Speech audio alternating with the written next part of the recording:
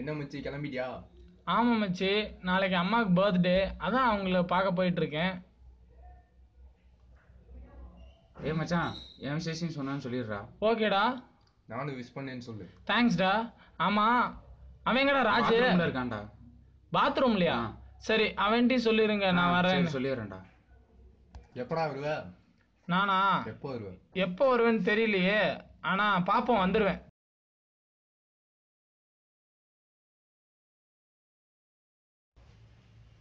ஏய் ஹாய் மச்சா. ஹாய்டா.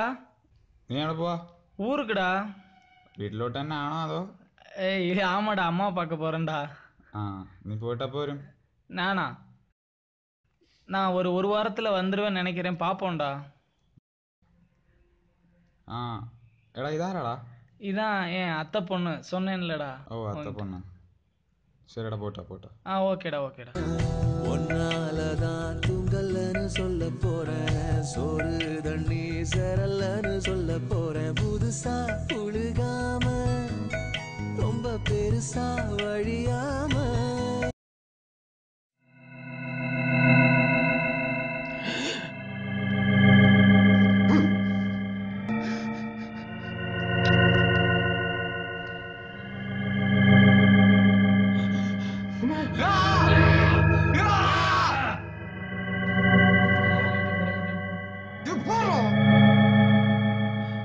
ஏன்டா ஆஃப் பண்ண? நான் பண்ணடா.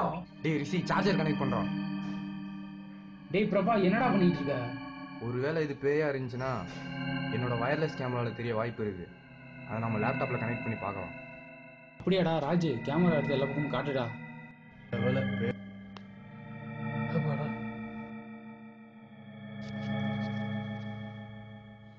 டேய், நான் உங்கள் ஃப்ரெண்ட் சரவணன் தான்டா. இன்னைக்கு காலையில் நான் உங்கள்கிட்ட சொல்லிவிட்டு ஊருக்கு போனேன்ல, நான் உண்மையிலேயே நான் அம்மா பார்க்க போகல, என் அத்தை பொண்ணு சங்கீதாவை பார்க்க தான் போயிருந்தேன். அவள் என்னை பார்த்து நீ அதுக்கு சரிப்பட்டு வரமாட்ட அப்படின்னு சொல்லி சும்மா விளையாண்டுட்டு இருந்தா. அதான் சரி சும்மா போய் பார்த்துட்டு வரலாம் அப்படின்னு போனேன்.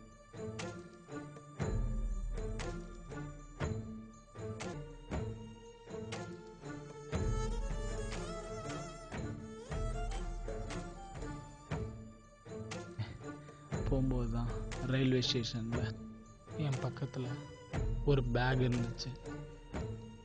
அந்த பேக்கில் ரொம்ப நேரமாக ஒரு செல்ஃபோன் ரிங் ஆகிக்கிட்டே இருந்துச்சு. அந்த சவுண்டு கேட்டுக்கிட்டே இருந்துச்சு எனக்கு.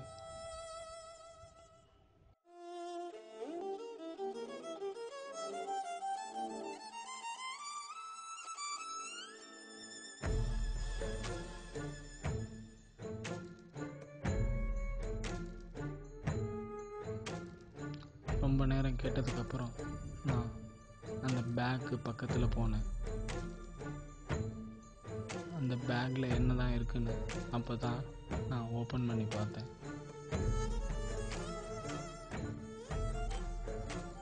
உள்ள ஒரு செல்ஃபோன் இருந்துச்சு. அதை எடுத்து பேசினேன் நான்.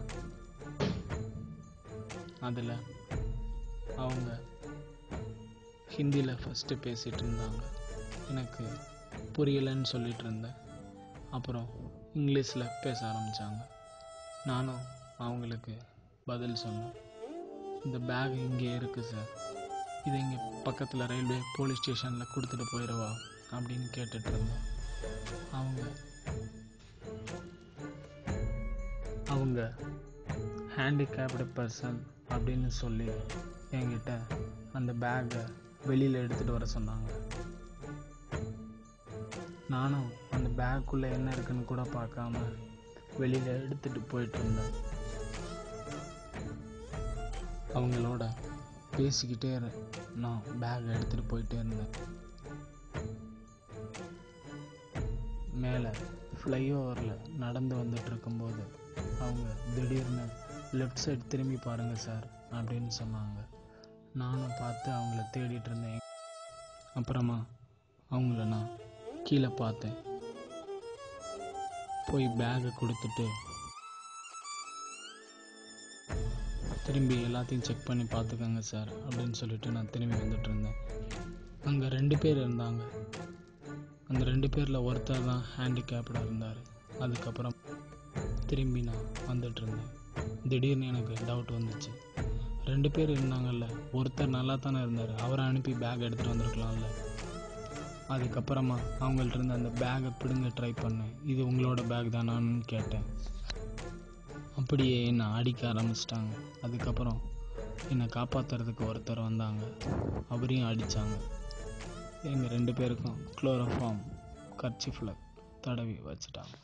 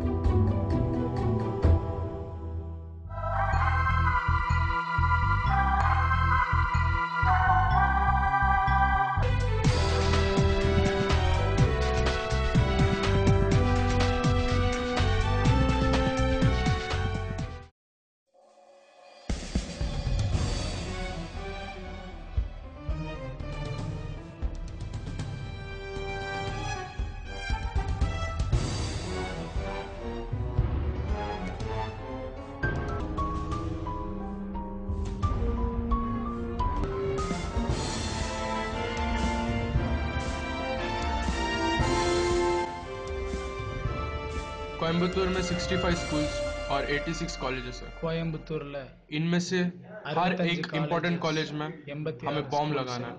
அதில் क्यों? முக்கியமான आतंक ஸ்கூல்ஸ் फैलाने எல்லாம் के பாம் வைக்க लिए। आतंक போறாங்க. हर तरफ फैलना चाहिए। எதுக்காகனா तुझे जो बोला था उतना सिर्फ काम करना था, और वो दूसरा बंदा कौन है जो तेरी हेल्प कर रहा था? ज्यादा क्वेश्चंस पूछने की जरूरत नहीं है।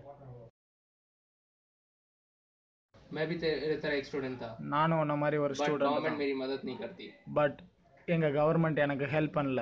और तेरी गवर्नमेंट अभी नया रूल पास करने जा रही है। ஆனா இப்போ உங்க கவர்மெண்ட் ஒரு ரூல் போட போறாங்க. जो भी इंडिया में हायर स्टडीज कर रहा है, இந்தியாவில் 2 साल के लिए बाहर काम ஹையர் करने नहीं ஸ்டடீஸ் जा படிக்கிற सकता। யாரும் 2 வருஷத்துக்கு வெளிநாட்டுக்கு வேலைக்கு போக கூடாதான். और अगर ऐसा हुआ तो India will become supreme power அப்படி बाय போகாம 2020। இருந்தாங்கன்னா இந்தியா 2020க்குள்ள வல்லரசு ஆயிருமா. हम कॉलेजेस में बॉम्ब रखने जा रहे हैं ताकि स्टूडेंट्स के मन में खौफ रहे और नए स्टूडेंट्स कॉलेजेस அதுக்கப்புறம் में ना आए। ஸ்டூடெண்ட்ஸ் எல்லாம் காலேஜ் போகவே பயப்படுவாங்க. Sir sir please sir please sir sir sir students தான் சார் இந்தியாவோட ஃப்யூச்சர் பவர்.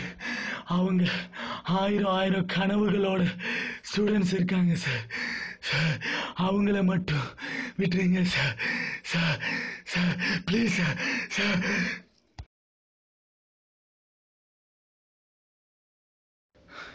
ஸ்டூடெண்ட்ஸோட பவர் தெரியாம நீங்க மோதிட்டு இருக்கீங்க.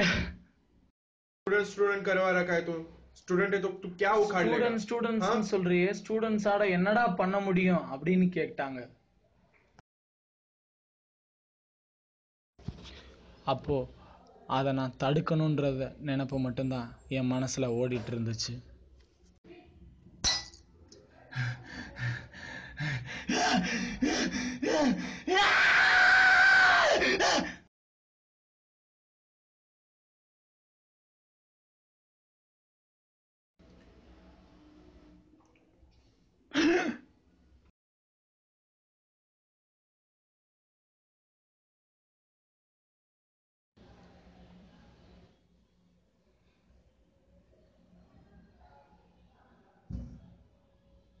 So the case is solved. Yes.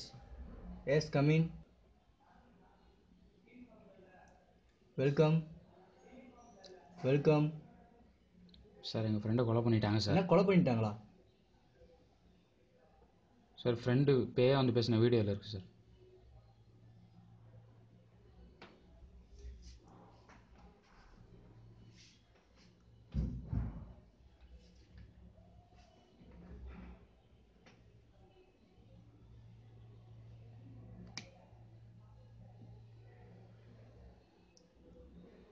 இந்த கேஸ் ரொம்ப சீரியஸான கேஸ். இவங்க 2 பேரும் என் ஃப்ரெண்ட்ஸ் தான். இவங்ககிட்ட நான் இந்த கேஸை ஹேண்ட் ஓவர் பண்ணுறேன்.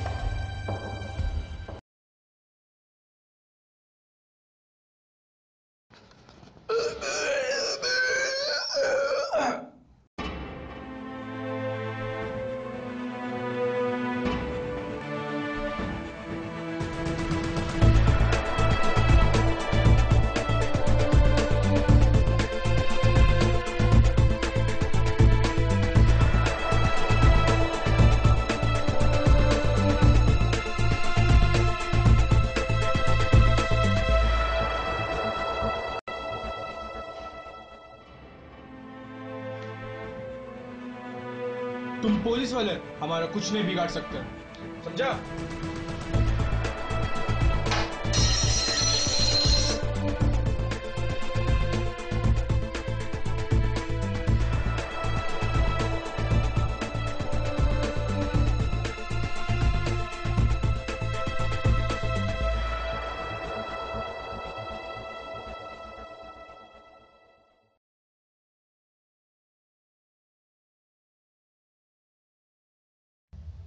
ஹலோ ஹலோ,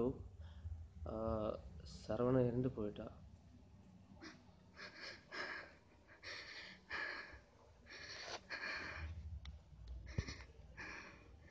நான் சும்மா தாண்டா சொன்னேன். எனக்கு ரொம்ப பிடிக்கும்டா. ஏன்டா என்னை விட்டுட்டு போயிட்ட?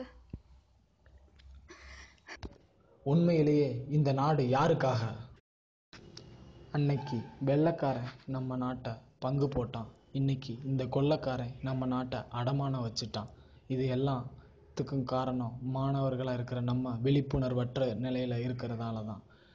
அந்நிய நாடு நம்மளை அழிக்கணும்னு நினச்சிட்டு இருக்காங்க. ஆனால் அது தெரியாமல் நம்ம அவங்க நாட்டுக்கே அடிமைகளாக போய் வேலை பார்த்துக்கிட்டு இருக்கிறோம். எத்தனையோ அறிவாளி இந்தியர்களை நம்ம அடிமைகளாக அனுப்பிக்கிட்டு இருக்கோம். நம்ம நாடு இருக்கும்போது நம்ம ஏன் அந்நிய நாட்டுக்கு அடிமையாக போய் வேலை பார்க்கணும்? மாணவர்களாகிய நாம் சிந்திப்போம், செயல்படுவோம்.